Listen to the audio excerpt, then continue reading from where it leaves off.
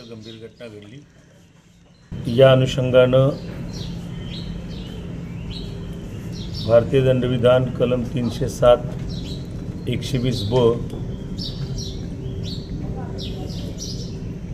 34 143 147 148 149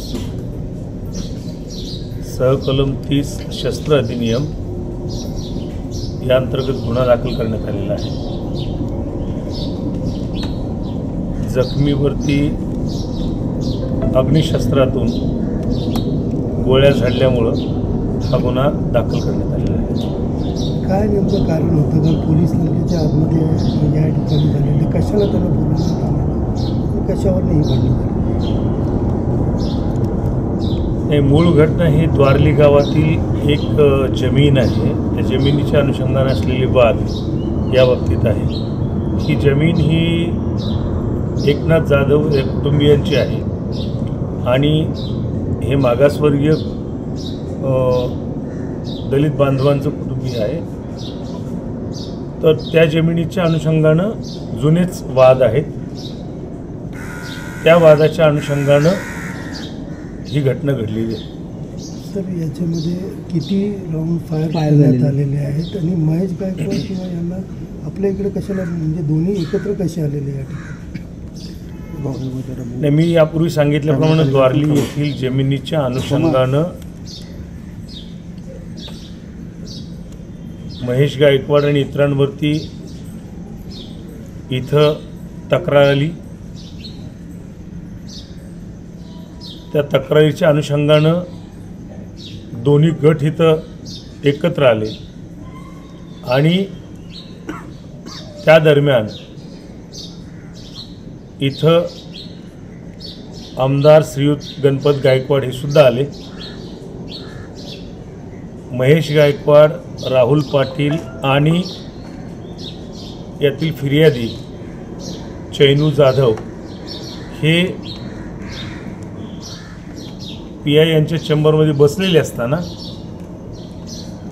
तिथं आमदार श्री गणपत गायकवाड यांनी अचानकपणे उठून फायर केलेला आहे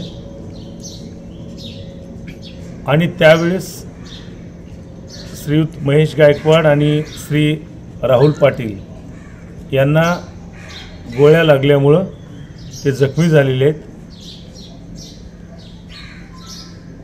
नेमक्या किती गोळ्या लागल्या याच्या अनुषंगाने तपास सुरू आहे, परंतु आत्तापर्यंत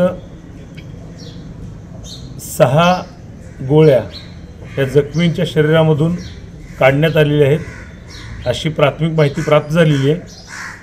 आणखी सर्जरी आणि उपचार सुरू आहेत। ज्युपिटर हॉस्पिटलला जखमींना ॲडमिट केलेलं आहे आणि त्यांच्या उपचाराच्या अनुषंगानं डॉक्टर शर्थीनं प्रयत्न करीत आहेत। अटक किती झाली? आत्तापर्यंत एकूण 3 आरोपींना अटक केलेली आहे।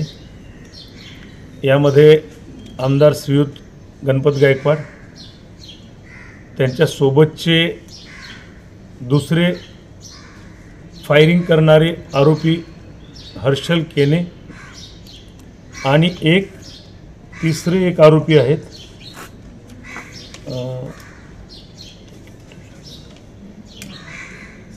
असे एकूण संदीप सरवणकर, असे एकूण 3 आरोपींना अटक केलेली आहे। सर, गणपत गायकवाड यांच्याकडून म्हणण्यात आलं आहे का आत्मसुरक्षेसाठी मी फायरिंग करण्यात आले, माझ्याकडून आत्मसुरक्षेसाठी फायरिंग करण्यात आले, माझ्या मुलावर हात उचलण्यात आला होता। काय सर कारण काय एकंदरीत पूर्ण?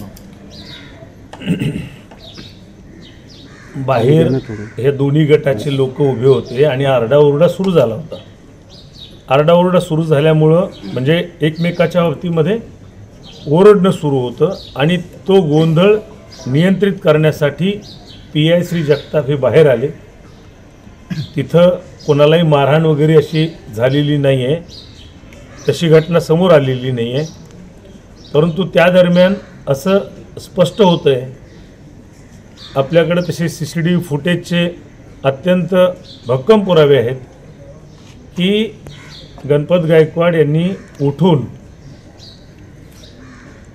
शांत बसलेल्या महेश गायकवाड आणि राहुल पाटील यांच्या दिशेनं त्यांच्यावरती नेम रोखून फायर केला आणि त्यावेळेस त्या गोळ्या त्यांच्या छातीमध्ये आणि इतर भागामध्ये लागल्या.